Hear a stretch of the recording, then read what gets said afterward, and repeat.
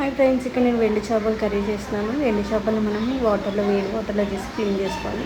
ఇక్కడ కొద్దిగా పసుపు వేసుకొని ఫస్ట్ వాటిని ఫ్రై చేసుకోవాలి, నీసు వాసన పోయేటట్టు చేసుకున్న తర్వాత జస్ట్ నార్మల్గా మనం టమాటా కర్రీ ఎట్లా చేస్తాం అలాగే ఉంటుంది. నెక్స్ట్ ప్రాసెస్ ఇంకా ఇందులోనే కొద్దిగా జీలకర్ర, మనకు ఉల్లిపాయలు వేసుకొని బాగా ఫ్రై చేసుకోవాలి. ఫ్రై అయిన తర్వాత మనం టమాటాలు వేసుకోవాలి. టమాటాలు కూడా బాగా మగ్గిపోయి బాగా ఫ్రై అయిపోయిన తర్వాత ఇప్పుడు ఏదైతే మనం ఉప్పు ఉంది కదా, ఉప్పు చేప ఉంది కదా, ఆ ఎండు చేపల్ని అందులో వేసుకొని కలుపుకోవాలన్నమాట. ఎందుకంటే ఆ కారం ఉప్పు అనేది ఆ ముక్కలకు పట్టడం కోసం అనమాట.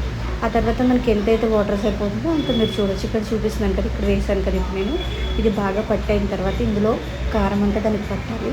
ఆ తర్వాత మనకి ఎంత వాటర్ సరిపోతుందంటే అది బాయిల్ అవ్వడానికి అంత వాటర్ వేసేసుకొని బాగా బాయిల్ చేసుకొని దించే ముందర కరివేపాకు వేసుకుంటే చాలా అంటే చాలా బాగుంటుంది. ఇన్కేస్ మీకు టమాటా వద్దనుకుంటే ఎగ్తో కూడా చేసుకోవచ్చు, వంకాయ వేసుకోవచ్చు, అలా చాలా వెరైటీస్ ఉన్నాయి. ఇన్కేస్ నాకు ఎప్పుడైనా టైం ఉంటే చేసినప్పుడు కూడా మీకు రెసిపీ చెప్తానండి. చాలా అంటే చాలా సింపుల్, టేస్టీ కూడా.